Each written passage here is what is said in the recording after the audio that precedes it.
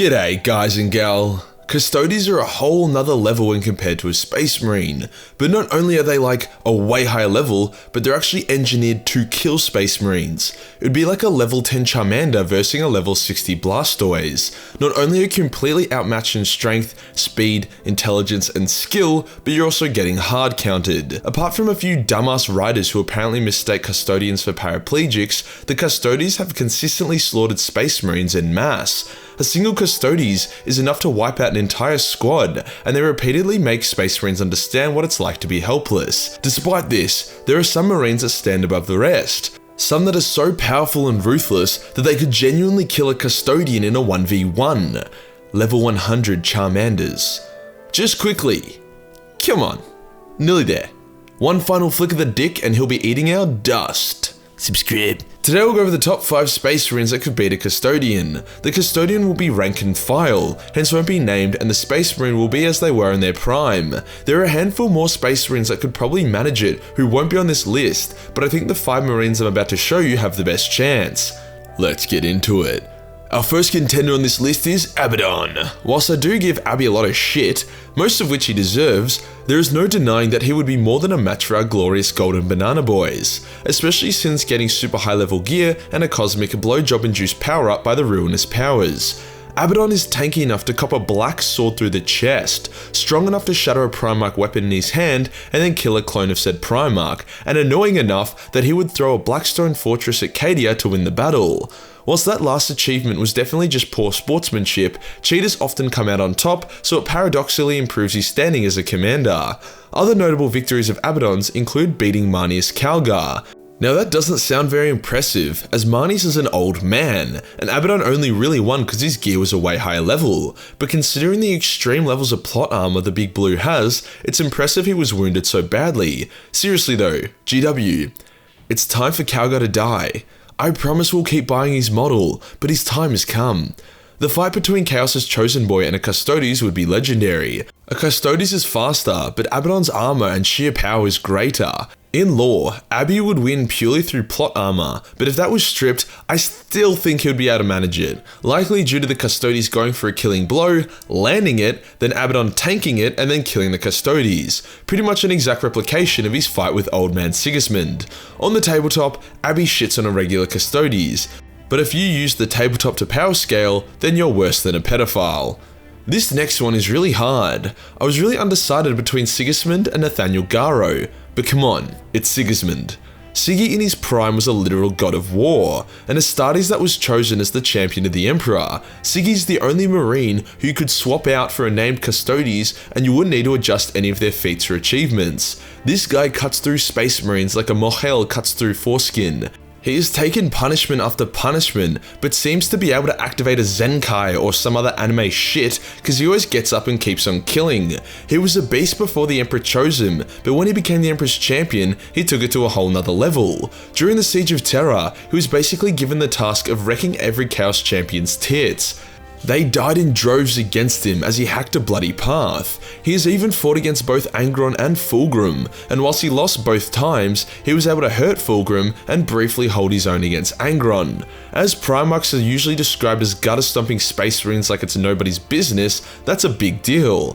In a fight against the Custodes, it would be Siggy's skill, not strength or speed, that would win it for him. His uncanny ability to both parry and attack simultaneously could be enough to land a winning blow. Whilst he did lose against Abaddon, that was an old Siggy, well past his prime. If you took Siggy during the height of the Siege of Terra, he would have wiped the floor with Abby that day, and likely could do the same to the Emperor's favourite sons. Alright, fuck it. Let's add in Garrow as well. Top 6 Space Marines that could beat a Custodes, baby. Also, need to hit that 10-minute mark for reasons that I'm ashamed to say out loud. Nathaniel Garrow is not the kind of guy you would expect to get so strong. When the Horus Heresy kicked off, he had just lost a leg and got fucked pretty hard by a Slaneshi slut. He was then traumatized by the betrayal of his father and brothers, and he had to deal with all kinds of messed up shit getting to safety. At some point along the trial, he decided he was now King Arthur, and he started swinging around Excalibur. To be fair, he was already a great warrior and had earned numerous honours. On top of this, he gained a bunch of XP from completing a main story quest given by Malcador the Sigillite, in which that he needed to recruit a bunch of dudes to form the Grey Knights in the Inquisition. From there, he fought demonic dragons and other unique evil-ass entities, including a fly demon. When Abaddon and his elite Terminators tried to breach the walls of Terror, it was Garrow and his knights who intercepted them. Every single one of Abaddon's forces died, and Abby was beaten. Garrow went for the killing blow, but just as it was about to hit, Abaddon's plot armor went into overdrive, and he was teleported to safety at the last second. When the Grey Knights were originally formed, Garrow was rejected, not because he wasn't good enough, but because he was too good, and he was better spent killing bitches during the Siege of Terror rather than hiding on Pluto. That's right, this bold man was too good for the Grey Knights. In a fight against a Custodian, it would be Garrow's skill that would come out on top, the fight playing similarly to how Sigismund would fight it. Now for a more recent and absolutely bonkers Space Marine, Tyberos, the Red Wake. Now, a big advantage Custodes have over Space Marines is that they're bigger and stronger. The tabletop reflects this, and so does the lore. But then you get big motherfuckers like Tyberos, and suddenly that advantage doesn't seem so hot anymore. Tyberos, the chapter master of the Space Sharks, is currently the largest Space Marine in existence. Usually big Space Marines have their power armor augmented with Terminator armor to fit them. Tyberos has his Terminator armor augmented with Dreadnought armor to fit him. He also wields power fists that double as lightning claws, that triple as chain hands. What? This is the closest Warhammer has gotten to One Punch Man. It's actually a crime we haven't seen more of this dude in the lore. In a fight against the Custodes, it would just be a matter of time before Tiberius could land a hit. The Custodes would likely be able to land multiple solid blows, but Tyberos would only need to hit him once to either kill or severely injure him. This could genuinely be considered the only case of David vs Goliath, where David is the Custodian, and gets raped with lightning power fist chain claws wielded by a literal shark man. Down to number 2, we have a character who used to be cool, but now they just kinda isn't. Khan, the Betrayer.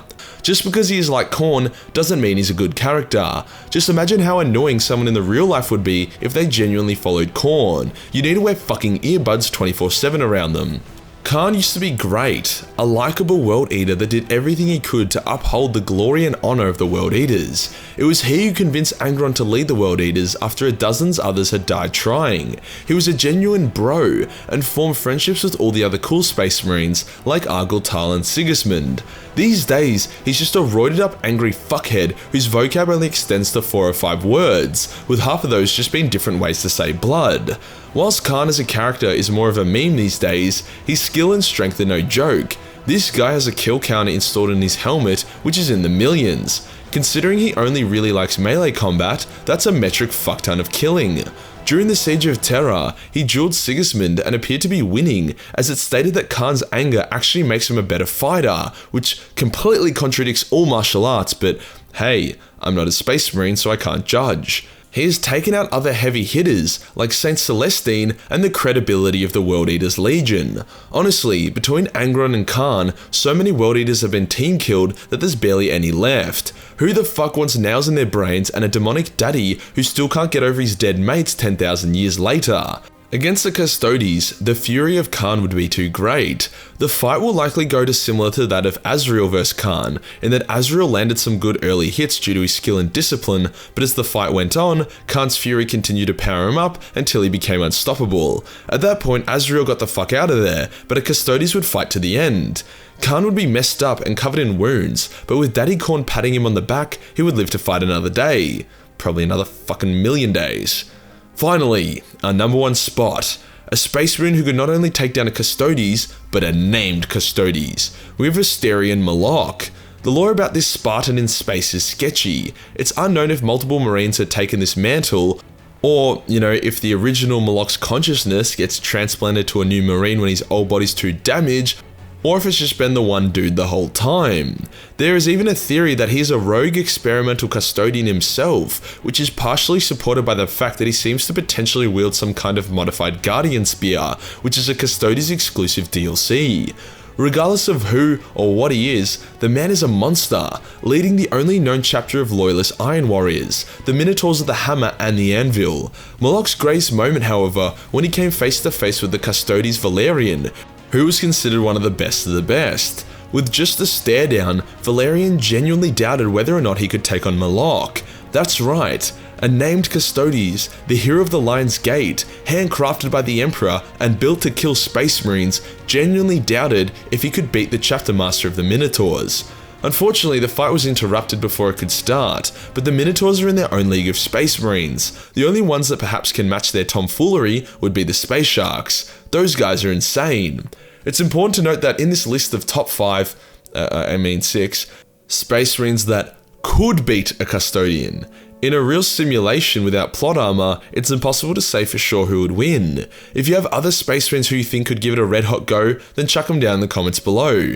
And that does us for today, guys. If you enjoyed the video and want to support the channel, then Patreon is the place to be. Only $1 per month give you access to a boatload of Warhammer hentai. On top of that, the photos from the lewd cosplay shoot I put together are also on Patreon to view for free for everyone. Hit the subscribe button, then hit the real subscribe button for more shit content. Join the Discord for more memes, and I'll see you in the next one. Peace.